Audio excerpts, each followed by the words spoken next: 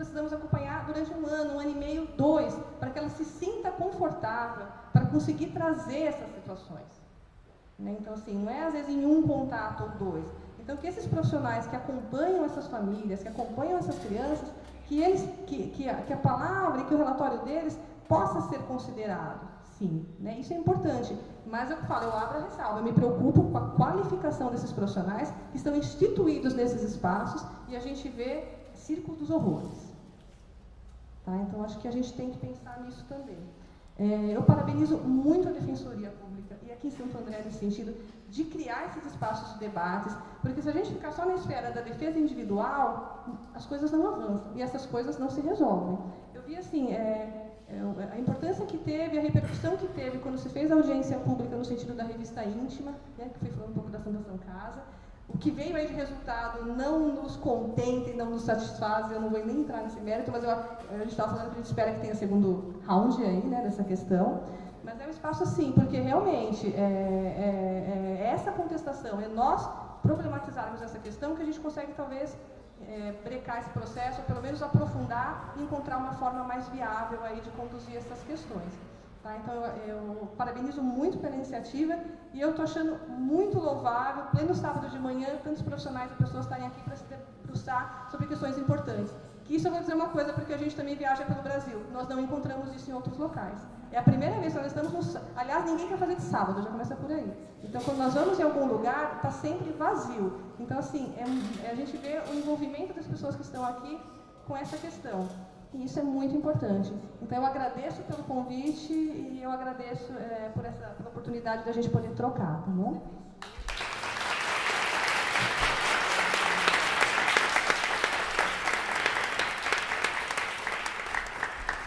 Muito obrigado. Antes de passar a palavra para o próximo palestrante, gostaria só de dizer que tem uma lista que está circulando entre todos e que parece que muitos poucos assinaram. Gostaria só de frisar a importância, porque assim nós conseguimos inclusive o contato para depois passar a decisão que o Saraiva disse que vai disponibilizar para a gente, inclusive para eventuais eventos futuros. Então, se puder depois dar uma olhada nessa lista para assinar e colocar o e-mail, seria muito interessante para nós, por gentileza. Bom, passo agora a palavra para o último palestrante, Gustavo de Lima Bernardes Salles. Está com a palavra. Bom dia, pessoal. Começo agradecendo aqui na pessoa do Jean, então, o convite da Defensoria, que para o Conselho Regional de Psicologia é uma parceria para a qual a gente está sempre disposto. Tá? Eu sou da comissão gestora daqui do ABC, mas agora há pouco recebi uma mensagem da coordenadora aqui, que é a Camila, e aí ela deixa um abraço também para todo mundo da Defensoria, se coloca à disposição, né? Entendendo que as bandeiras que defendemos são bandeiras esse é um detalhe importante já, né? Que são contra-hegemônicas na maioria das vezes, né? Vou citar algumas delas na minha fala aqui, mas que a gente entende que sim projetam uma sociedade que é essa que a gente entende, então, que aí sim, quando a gente fala de direitos humanos, não cai na preguiça, né, não cai na banalização, e que isso vem de uma luta histórica, né, as conquistas, enfim, elas vêm de uma luta histórica, mas vou me aprofundando um pouco mais sobre isso. Faço questão de dizer a Elizabeth, Lígia e Saraiva que me sinto absolutamente contemplado nas falas de vocês, muito contente com uma fala de uma profissional da ponta, como essa que você traz, já assim, bastante engajada, né? Tem bastante substância, também atuo na ponta, eu falo desse lugar também, porque, até para fazer uma correção, eu não sou doutor, né? Não tenho esse título de doutor, não, mas sou psicólogo, né? E milito na defesa dos direitos da criança e do adolescente desde a época em que eu era adolescente. Embora não pareça que faz muito tempo, mas já faz um pouquinho. E falo de um lugar em que a minha trajetória passa por uma intervenção, estudo uma intervenção de bastante envolvimento com a questão justamente da violência, né? Então, assim, me sinto absolutamente contemplado, mobilizado, motivado, oxigena bastante. As falas de vocês, sem dúvida, oxigenam bastante a prática, né, e as lutas todas que temos aí. Bom, eu queria começar essa conversa, pessoal, dizendo um pouco, problematizando um pouco a questão dos paradigmas que estão envolvidos nessa história aí do depoimento sem dano, tá? Então, dos elementos que estão envolvidos, eu gostaria de começar justamente pela criança e o adolescente, que são sujeitos nessa história. E aí já é um primeiro paradigma que a gente avança. Eu entendo que, do ponto de vista legal, o Brasil e das políticas públicas, ele é um país de bastante protagonista, de vanguarda, né? Haja visto o Estatuto da Criança e Adolescente, haja visto a Lei Maria da Penha, Estatuto da Pessoa Idosa, da Pessoa com Deficiência. E falando de política pública, sou um defensor acirrado, assim, né, do SUS e do SUAS, do Sistema Único de Saúde e do Sistema Único de Assistência Social. Então somos vanguarda na sociedade que projetamos, mas culturalmente a gente parece que vive alguns milênios, eu acho, atrasados, que parece que a gente funciona ainda de uma forma que em nada se encaixa com esses paradigmas. Pensando na questão eu vou dar um exemplo, né? Eu tive uma possibilidade de trabalhar, né, durante alguns anos justamente com autores e autoras de violência, inclusive e principalmente sexual, mas outros tipos de violência também. E tive a oportunidade em Campinas, eu não sei se vocês sabem, Campinas é uma cidade que tem uma tradição de violência contra travestis, né? E de matar paulada na rua, né? E aí eu tive uma ocasião, atendi um rapaz que espancou uma travesti. E ele diz o seguinte no atendimento, num determinado momento ele diz o seguinte: eu falo, não, isso é uma pouca vergonha mesmo também, vamos combinar que isso é uma pouca vergonha. Aí ele diz assim, isso depois de uns 2 ou 3 atendimentos, né? Ele falou assim, olha, até eu no carnaval me visto de mulher, tudo bem, saio, a gente brinca, mas assim, você viver desse jeito. Então veja, ele está trazendo uma lógica, não é dele, socialmente a gente endossa que a gente transgride um paradigma, mas a gente não rompe com ele. A gente transgride numa perspectiva que é de avanço, mas não rompemos com esses paradigmas. Quando se trata de criança e adolescente, é assim que funciona. Porque a gente ainda ouve, é recorrente, ouvimos, inclusive nas redes de atendimento, nas redes de proteção à criança e adolescente, no judiciário, a gente ouvir a expressão menor. Isso quando a gente não ouve de menor, né? Que aí é pior ainda, né? Então, vocês me desculpem o palavrão, mas o Datena falar isso, o Marcelo Rezende falar, é uma coisa, né? Agora, a gente está na rede protetiva, a gente está tendo na ponta, a gente ainda pensar uma lógica que é do Código de Menores do século de 1920, né? Cujo paradigma é o da situação irregular. Eu não reconheço um sujeito, é um objeto de intervenção do Estado na medida em que ele se coloca numa situação irregular. E por situação irregular, leia-se se ele comete lá um ato infracional, se ele está na rua, né, o menor abandonado, o menor infrator, o menor abandonado, se ele é negro e se ele é pobre. Com detalhe que se às vezes não, né? Isso era recorrente. Se ele é negro e se ele era pobre, ele nem precisaria estar na rua ou ter cometido um ato infracional. Se ele bobeasse, ele ia para a bem ou para a FEBEM. A gente funciona, parece que do ponto de vista social, ainda funcionamos numa perspectiva de que a criança é um objeto à mercê, ali à disposição das demandas do adulto, ao ponto de criarmos toda uma engenharia, né, em que a gente pode usar essa criança para, por exemplo, produzir uma prova. Né? Concordo absolutamente que, do ponto de vista metodológico, a questão precisa ser levada para dentro da academia, né? Não como uma política pública que eu vou ter que agir assim, né? Enfim, no país inteiro, da mesma forma. Seria como dizer todo mundo, pensando aqui na psicologia, né? Então, todos os psicólogos e as psicólogas terão que trabalhar com psicanálise, ponto. Daí os psicólogos comportamentais, os psicólogos humanistas, aonde que fica? Só para dar um exemplo, né, um pouco da minha área aqui. Bom, para além desta questão, que é de entender a criança e o adolescente como objeto, eu queria tentar, vamos pensar um pouco da dificuldade que é avançarmos no paradigma, né? O paradigma que o Estatuto da Criança e do Adolescente propõe é o da proteção integral. Veja, o paradigma é aquilo que nos direciona e, por implicação, determina as ações e os agentes responsáveis por essas ações. No Código de Menores, a gente tem um radar, né, um scanner, sei lá que exemplo usar nesse sentido, mas que vai ficar procurando o menor que está fazendo alguma coisa errada.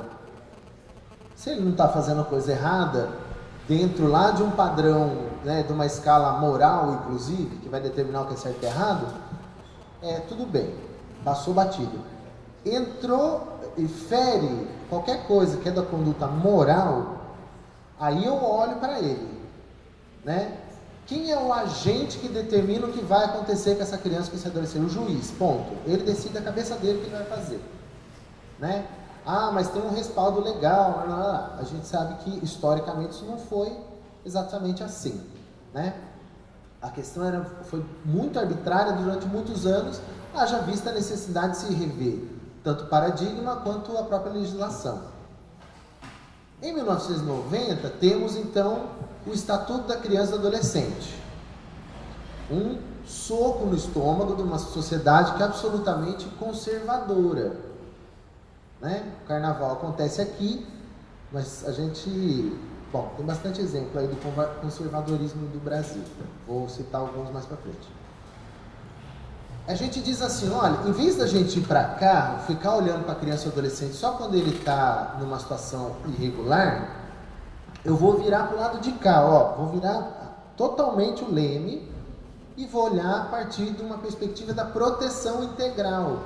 Eu vou cuidar desse sujeito. Eu vou organizar redes, preparar sistemas, capacitar profissionais, estabelecer uma nova lógica de sociedade que seja de cuidado à criança e ao adolescente. Muito bem, mas para isso, então, a gente vai precisar primeiro reconhecer essa criança e esse adolescente como pessoa. Aí você já está querendo demais, né? Porque começa por aí, né? Porque se ele é pessoa, eu preciso partir do pressuposto de que se eu dou um tapa na pessoa, se eu dou um chute na cadeira, a cadeira não faz nada, não é isso? Se eu dou um tapa na pessoa, ela sente, ela reage, isso fica alguma marca nela, que não é só a marca física, não é?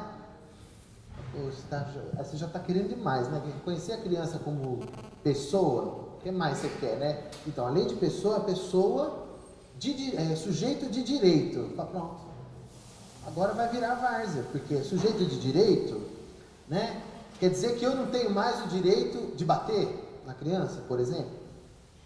Aí eu pergunto, cara pálida, onde estava escrito que algum dia você teve esse direito? Onde a gente tem...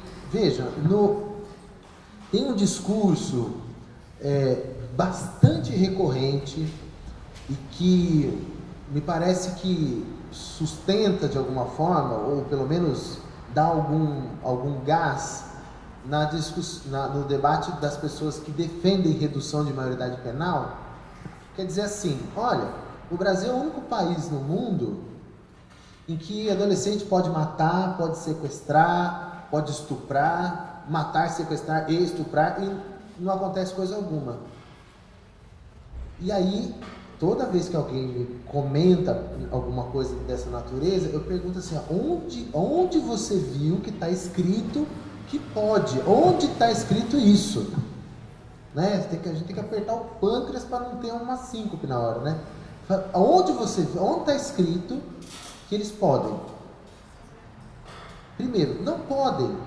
Em lugar nenhum do planeta Terra as pessoas podem fazer isso, né? E além de não poderem, elas são responsabilizadas sim. Porque eu não conheço nenhum adulto, atendo muitos adolescentes que estão hoje na Fundação Casa. Não conheço nenhum deles que tenha contado para mim que foi lá passar férias. Né? Eles não chegam um dia, batem lá e falam, eu posso entrar aí?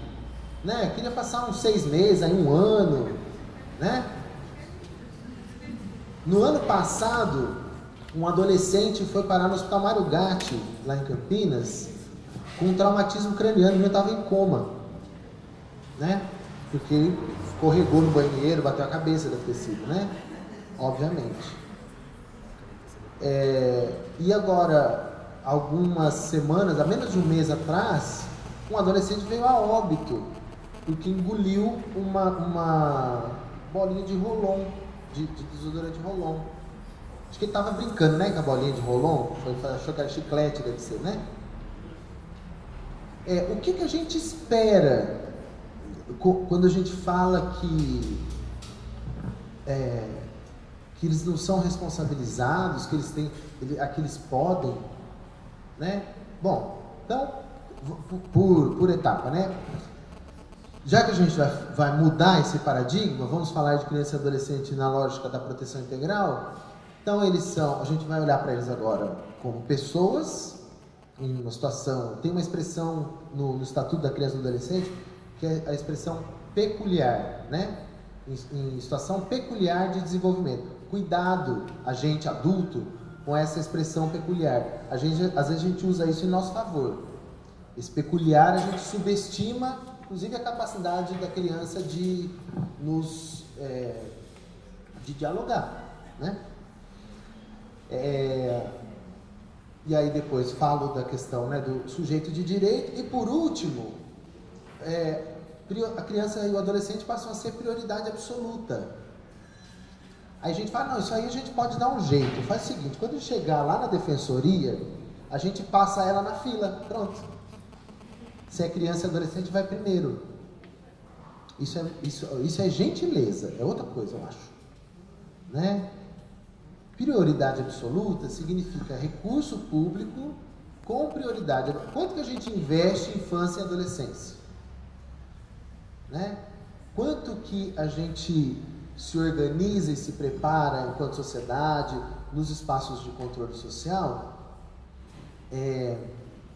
para a defesa e proteção integral dos direitos das crianças e adolescentes.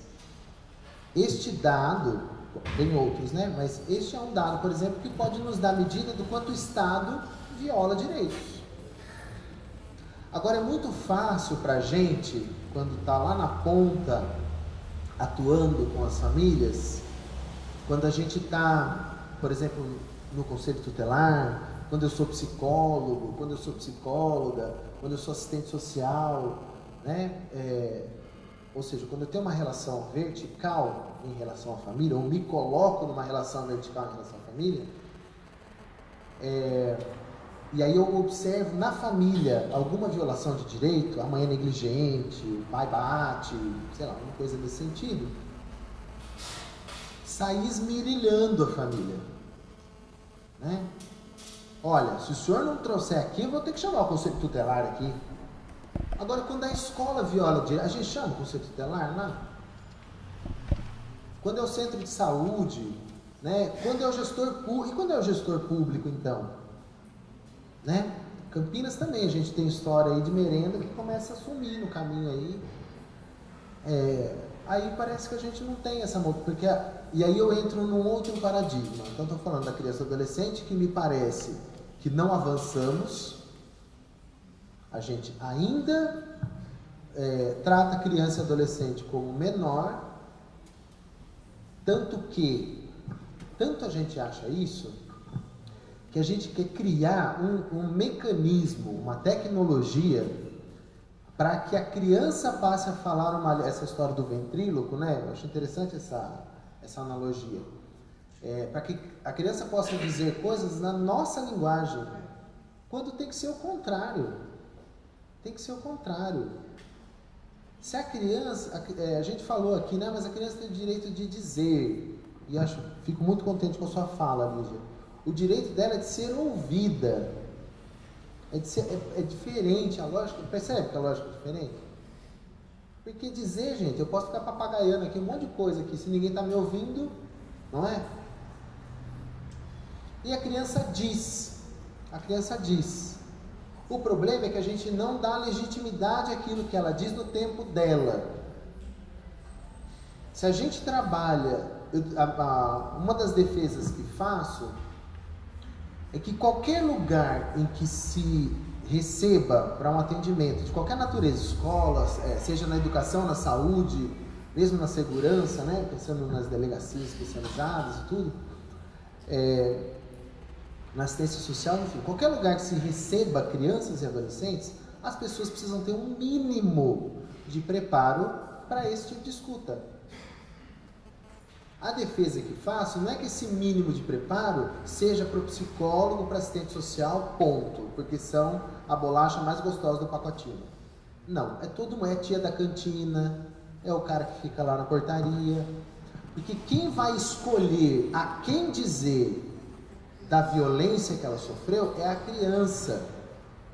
Cansei de ver psicólogas e psicólogos, né, os educadores lá naquela relação que senta com a molecada, brinca, sai todo sujo, né, corre com a molecada, aí de repente a molecada vai e conta.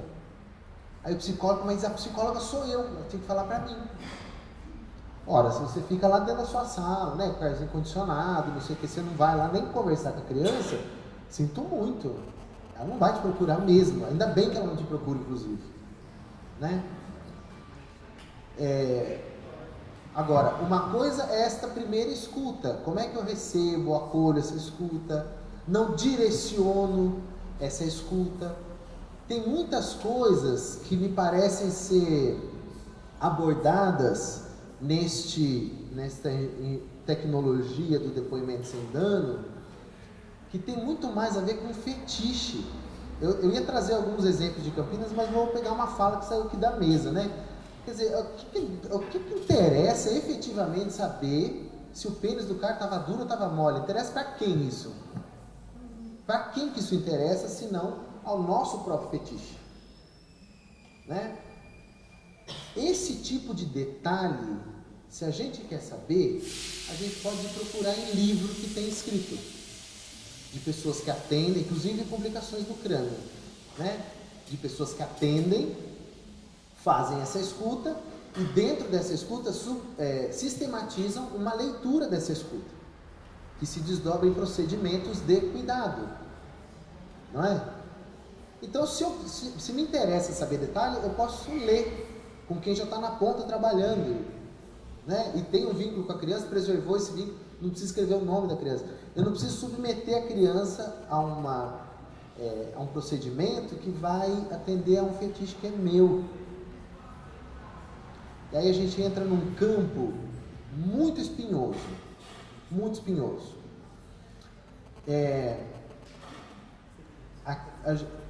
Tem uma coisa muito banalizada da sexualidade nas músicas que a gente ouve, que as crianças e os adolescentes ouvem, nos programas de televisão, né? No tipo de festa ou de entretenimento que se propõe às crianças e aos adolescentes, aquilo que não se propõe, né? Quando eles não têm dispositivos para o seu entretenimento, eles vão buscar aquilo que alguém está oferecendo, né? Então há uma banalização da sexualidade nesses contextos, né? Da música, da televisão, enfim, essas coisas que eu vim citando. Agora, a gente senta para conversar com crianças sistematicamente. uma proposta de educação da sexualidade, por exemplo? Eu não estou falando de educação que é moralista, não, né? Estou falando de, vamos entender então o que é meu corpo, né? Vamos entender que o corpo é o que a gente tem para ter prazer com o mundo. Como é que eu tenho esse prazer sem me machucar, sem machucar o outro? Quando alguém me machuca, a quem que eu recorro? Como é que eu sou assertivo para dizer aquilo que eu estou sentindo? Né? E isso é discutir sexualidade. Quantos e quantas de nós aqui nesta sala tiveram a oportunidade de uma discussão sistemática, planejada sobre a nossa sexualidade? A pergunta mais na jugular é assim, alguém já falou em casa com o pai, com a mãe aqui sobre a sexualidade? É muito raro, né, a gente falar, é muito raro. Não é que não existe, não. Tem gente que conversa, consegue ter uma conversa, inclusive muito saudável, mas isso é muito raro. A gente não é educado para isso, para falar da sexualidade. Se a gente não fala, alguém vai falar e vai explicar assim: olha, senta aqui no meu colinho que eu vou te explicar. Vem aqui no meu colinho, senta aqui. Põe a mãozinha aqui que eu vou te explicar. E aí quando a criança começar a se incomodar com aquilo, essa pessoa vai dizer assim: olha, mas não conta para ninguém não, viu? Porque as pessoas não entendem. As pessoas são meio careta, elas não vão entender direito essa relação da gente, né? Estão entendendo o que eu estou falando? Se a gente não se coloca, não assume este papel, não, então vamos conversar disso com a molecada, né? Se a gente não se dispõe a se colocar nesse lugar, outras pessoas vão fazer.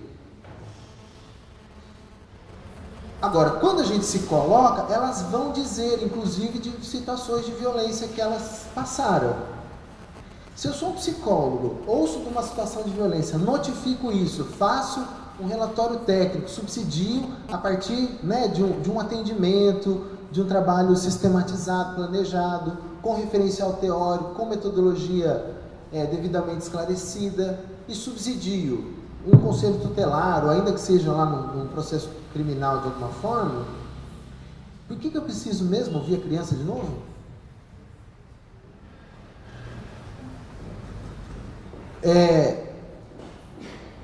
Eu tive uma oportunidade de fazer essa pergunta para alguém que poderia me responder. A pessoa ficou tão empolgada de eu ter perguntado, que acho que ela não entendeu o contexto, enfim, mas eu vou contar para vocês.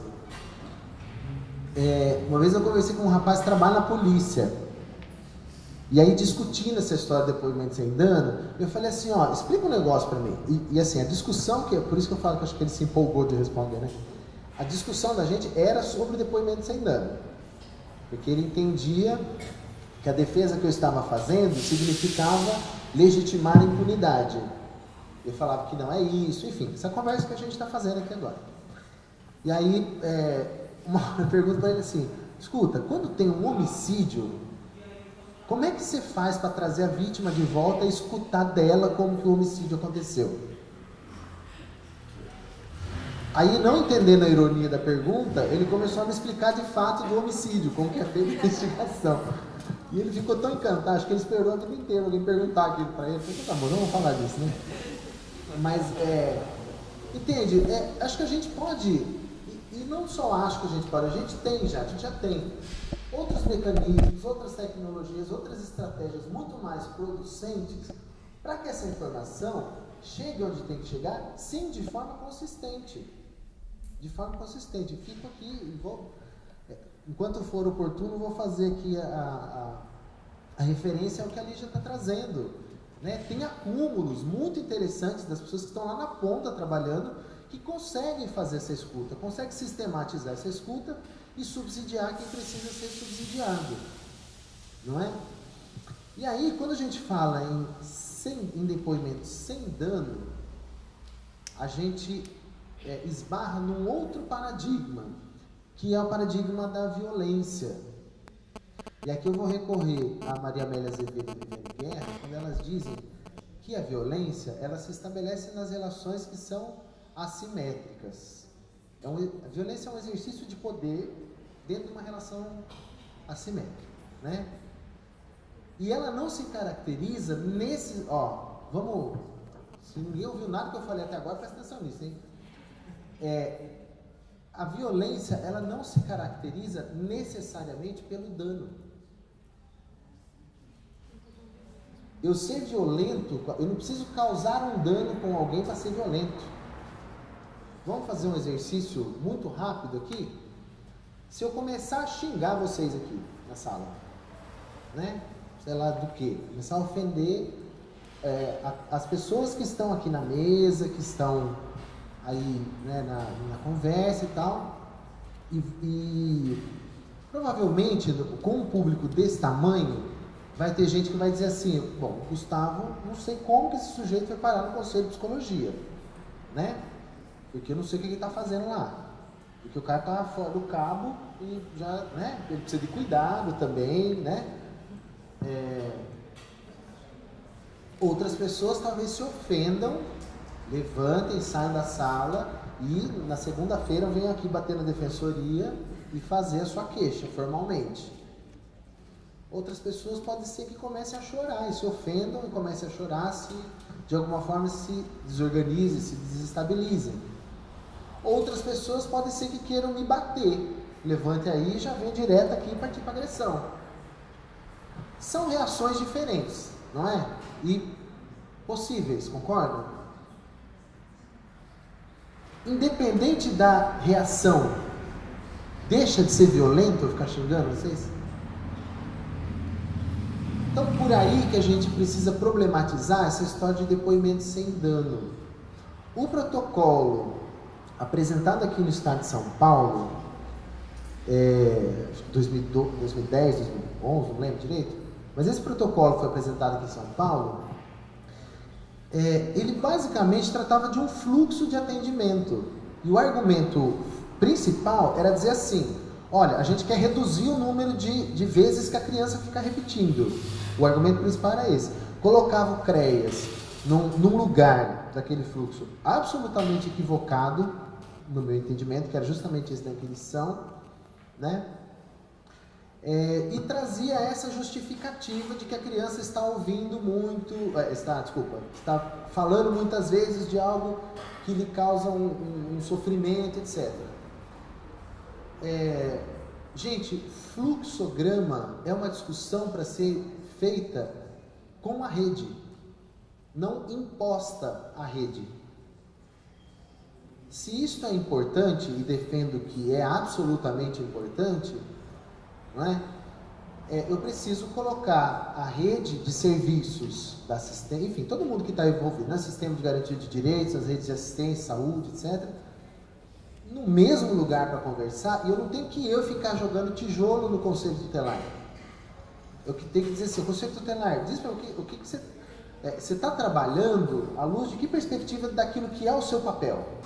E o conselheiro vai ter que me dizer. Se eu discordo, se eu não sou conselheiro e discordo, eu preciso me subsidiar para contra-argumentar o que o conselheiro tutelar está dizendo. Não dá para dizer assim, mas eu acho que você tem que fazer não sei o quê. Porque aí as pessoas vão dizer, eu acho, psicóloga, que você tem que adivinhar o que a criança tem. E com a sua varinha mágica, resolver. Entende? Agora, quando a gente senta com a rede para discutir, aí o barraco está armado, né? Porque a ideia é muito boa. Não sei como é que é aqui com vocês, né? Mas a gente colocar saúde e assistência para conversar, saúde e assistência social para conversar, no mesmo caso, desculpa a expressão, mas é um arranca-rabo que, né? A última coisa que as pessoas lembram é da criança. Quando entra o conselho tutelar na jogada, é a mesma coisa. Porque essas são relações de poder. A nossa administração das relações de poder vai refletir em como a gente faz a intervenção com a criança e com o adolescente. O Conselho Regional de Psicologia sai desse grupo que faria o acompanhamento da implementação do protocolo, justamente porque não teve espaço para acompanhar protocolo nenhum.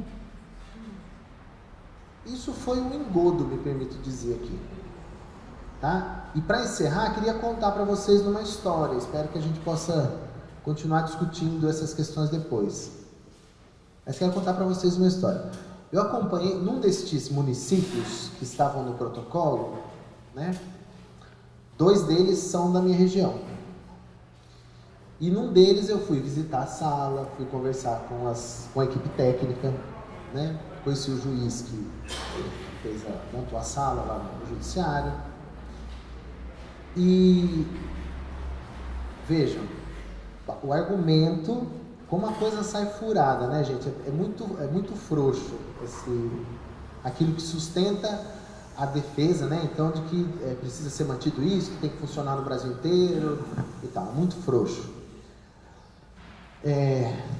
Porque uma das coisas a gente precisa, é determinante que a gente ouça a criança para poder, então, né, subsidiar lá o juiz na hora dele dar a sentença dele e tal. Muito bem.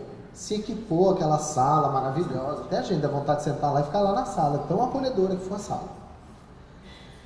Que é uma sala que deveria existir na escola, deveria existir lá no CREAS, deveria existir no CRAS, deveria existir no centro de saúde, nos CAPs, né? A questão não é a sala, ou o fato dela ser acolhedora, é a gente determinar uma data para dizer assim, escuta, você vai vir aqui contar para mim se você foi estuprado ou não no dia 10, e você vem no dia 11, tá? Você vem dia 12 às 13 horas, né?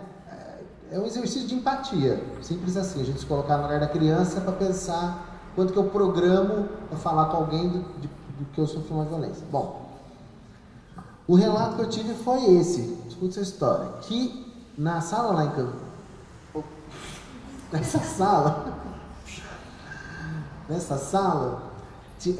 eu não sei direito explicar do equipamento, né, assim, mas o equipamento de áudio, vídeo e de áudio tinham canais separados.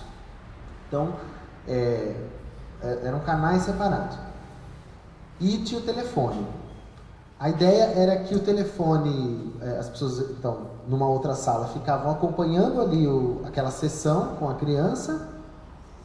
Terminada a sessão, a criança sai da sala durante alguns minutos, é assim que as pessoas explicam mesmo, durante alguns minutos, e depois elas, e aí o técnico, a técnica vai ligar lá para o juiz e falar assim, olha, tem mais alguma pergunta que você quer fazer? Faltou alguma coisa? Se não tem, encerra a sessão, se tem, a criança volta e arremata, né? Muito bem. Aí teve lá uma sessão, foi a criança, né? Teve toda a sessão, ficou lá 1 hora, não sei quanto, conversando com a técnica, aquela coisa bacana, e na outra sala, o juiz, as partes, né? Todo mundo lá. Muito bem.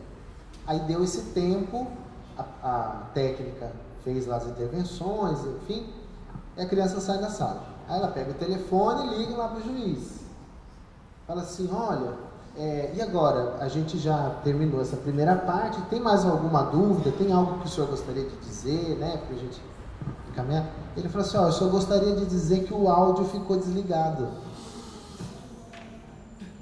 Tem que repetir tudo. Então, peraí. Significa que a criança vai ter que repetir tudo de novo? Ah, não, peraí. Não dá. Bom, então se não dá, já não precisava da primeira vez. Entende? Isso é uma bobagem, não é? Não parece uma bobagem? É quase que um ato falho, eu diria, da técnica. Né? Eu não vou sabotar mesmo, porque para ver se a coisa se problematiza de uma forma mais radical. Entende? Se isso causou um dano ou não na criança, a gente não precisa entrar nesse mérito agora. Mas dá para perceber o quanto que potencialmente isso pode ser nocivo à criança? Pode ser violento à criança? E o adolescente não é diferente. Tá? Bom, vou encerrando por aqui. Mais uma vez quero agradecer muito o convite, reafirmar que estamos muito parceiros nas bandeiras que defendemos. Quero dizer que tem eu falei no começo, né, das bandeiras contra-hegemônicas que defendemos em comum, e até para dizer que estamos em período de eleição e a bandeira da redução da maioridade penal tem sido bandeira de campanha de muita gente, né? É um outro tema também bastante espinhoso e que me parece negligenciar absolutamente a trajetória, né, que os movimentos sociais, que as crianças e os adolescentes têm feito em defesa de direitos que não são garantidos. Ninguém aqui está dizendo que é para passar a mão na cabeça de criança e adolescente, de adolescente que comete ato infracional. Agora, a nossa obrigação é cuidar deles. E vou encerrar dizendo uma frase de um advogado, talvez vocês conheçam, se não conhecem, eu indico uma pessoa também muito interessante para um debate, que é o Cláudio Hortêncio. O Cláudio Hortêncio foi durante muito tempo advogado aqui no SEDEC Interlagos, né? Uma pessoa interessantíssima para fazer o debate de defesa de direito de crianças e adolescentes. E o Cláudio costuma dizer o seguinte, ele fala que aquele paradigma lá da situação irregular, tinha um ditado popular que sustentava, que dizia assim: quem pariu Mateus com embale. Vocês já ouviram essa história? E aí as famílias diziam assim: bom, o filho é meu, eu educo do jeito que eu quero, se eu tiver que bater, eu bato mesmo, né? E aí o Cláudio diz assim: essa conversa acabou porque o Mateus agora é nosso. Então a gente tem a obrigação de cuidar. Bom, obrigado.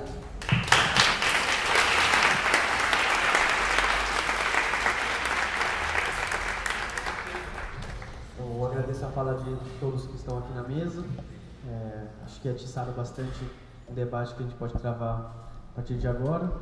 Antes de iniciar, gostaria tão somente de agradecer novamente a parceria tanto da IDEP quanto da Ouvidoria Geral, que inclusive estão fazendo a gravação aqui do evento e em breve disponibilizarão tanto no site da Defensoria, acredito eu, e acredito que a Ouvidoria também fará isso por meio do YouTube, né? Então será muito proveitoso até para outras pessoas que não puderam comparecer aqui hoje. Gostaria de agradecer também às outras pessoas que ajudaram para que esse evento pudesse ter sido realizado. O defensor Marcelo Novaes, que é membro do Núcleo Especializado de Citação Carcerária da Defensoria. A Alana Crispan e a Safira Oliveira, que são respectivamente psicólogas e assistente social aqui do Centro de Atendimento Multidisciplinar da Defensoria Pública. E o Everaldo Becker, que é assistente social, trabalha no setor técnico aqui do Fórum de Santo André. Bom, nesse momento nós vamos abrir a palavra para todo mundo que quiser se manifestar. Acho que o escopo da audiência pública é exatamente a gente trazer pessoas que sejam especializadas no tema para que possa qualificar o debate, né, para que a gente possa já começar a partir de um determinado patamar. E a partir de então é a sociedade civil que vai ter que elaborar, digerir tudo isso que foi dito e eventualmente, se tiver algum contraponto que queira realizar, agora é o momento para a gente poder trazer novos encaminhamentos, até para a gente poder depois saber o que fazer diante disso. Então, inicialmente eu gostaria de saber se alguém tem alguma questão para o João Batista Saraiva, porque ele tem um horário apertado, precisa ir embora em breve. Então, se alguém já quiser se manifestar em relação a ele, peço que passe na frente, por gentileza.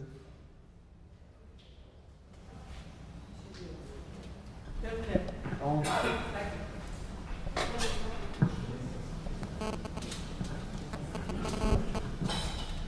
Doutor João Batista, foi um prazer conhecer o senhor. Queria saber se o senhor não quer vir trabalhar no Fórum de Santo André conosco.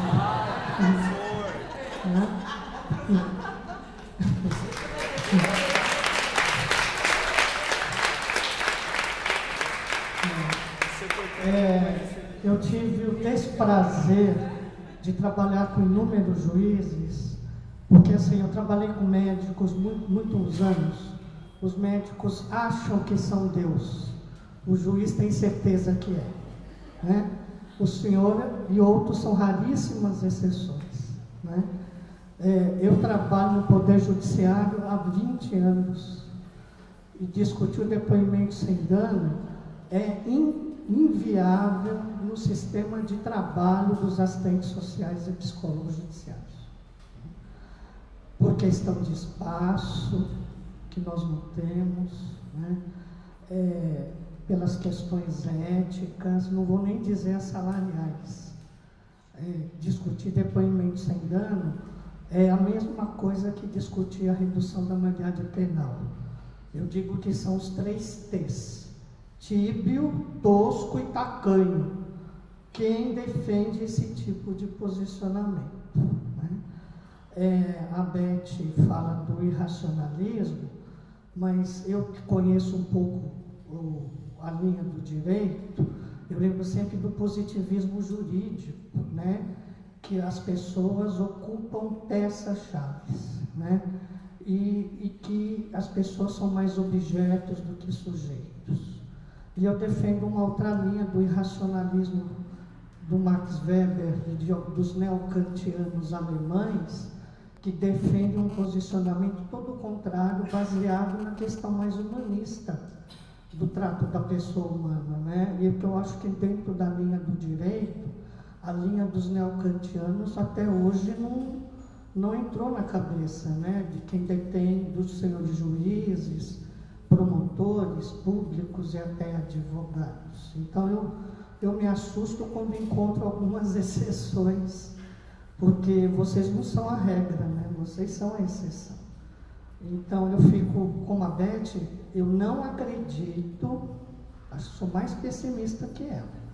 Nós vamos ter que engolir isso, lamentavelmente. E até cheguei a discutir com os meus colegas como é que nós vamos sabotar isso. Porque nós vamos ter que sabotar isso. Ou chegar para o pai e para a mãe dessa criança e falar, não autorizem. Olha, excelência, deixa eu falar só 5 minutos com esse pai e essa mãe. Pelo amor de Deus, não permitam que o filho de vocês passe por isso. Porque nós vamos ter que sabotar isso, Beth. Porque se o discurso racional não atinge quem tem o poder para encerrar esse assunto, nós vamos ter que começar a solapar.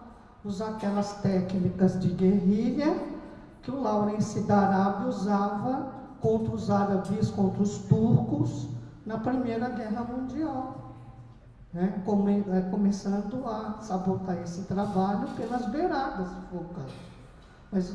mas que a gente está vendo aqui no Fórum de Santo André, já tem uma sala designada com equipamento e que estamos horrorizadas com esta possibilidade iminente de começar um trabalho desse tipo.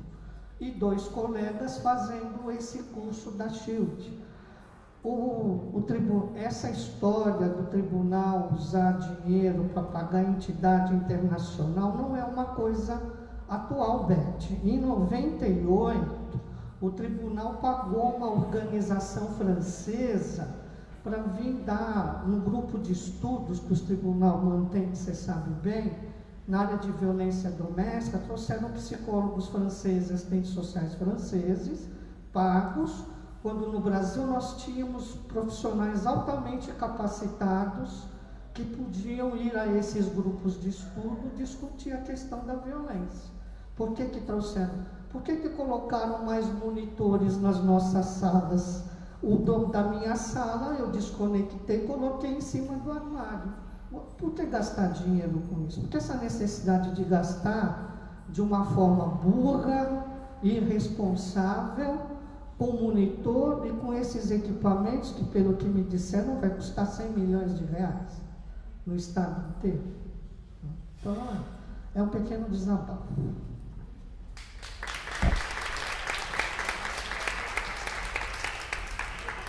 Passa a palavra para o Ricardo pela ordem, né? Pela ordem. Ele está apoiando. Acho que o defensor ali.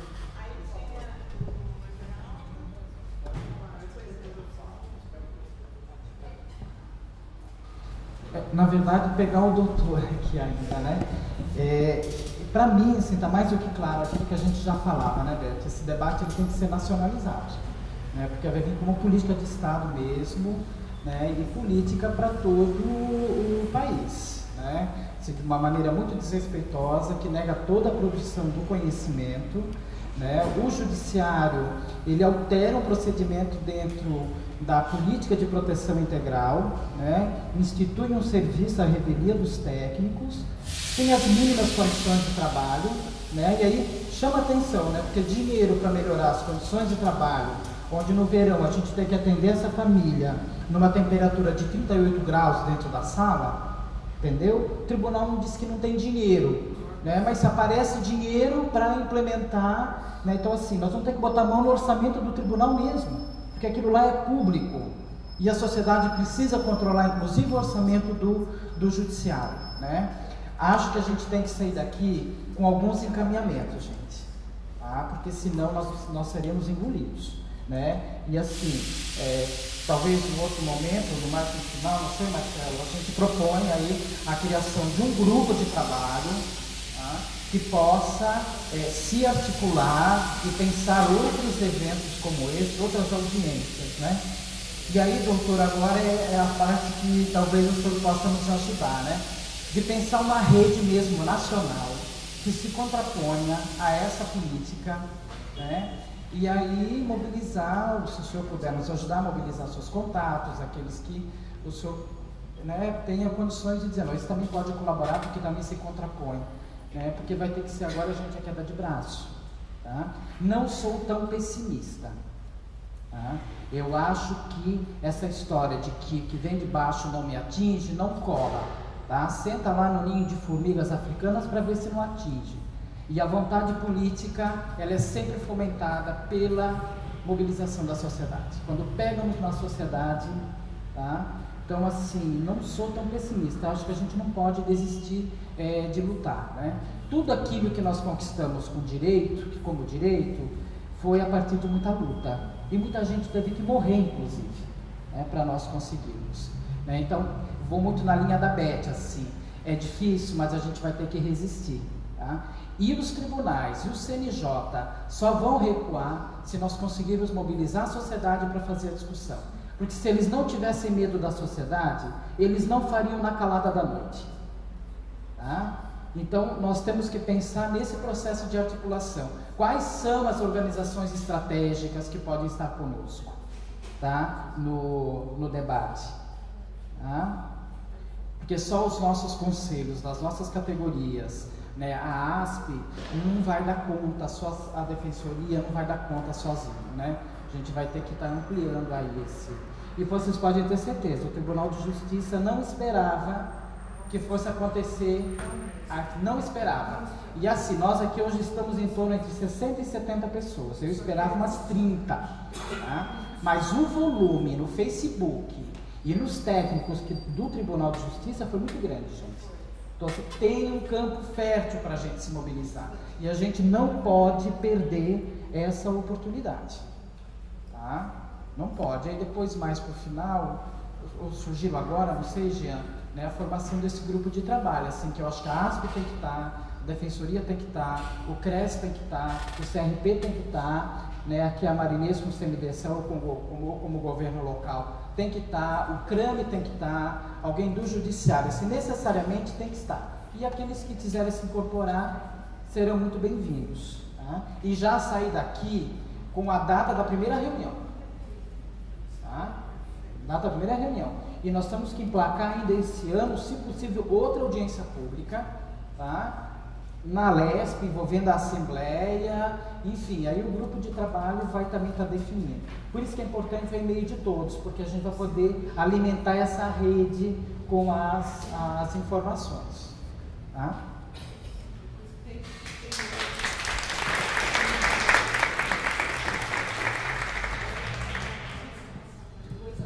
Deixa eu só ressaltar, como o Saraiva precisa ir embora daqui a pouco. Então, a minha pergunta é para ele. Tá. O senhor falou dessa questão do empoderamento dos técnicos, né? E assim, a gente sabe que a ciência, eu penso técnico, eu penso ciência por trás do expert que está ali falando. No caso, nós aqui, né? Psicólogos, assistentes sociais, etc. A ciência nem sempre ela esteve a favor do bem, ela não tem moral, né? Ela é a ciência por ela mesma, né? Ela está a favor de um discurso, sim ou não. Explica melhor que empoderamento dos técnicos e dos laudos e do saber pericial o senhor quis dizer na sua fala.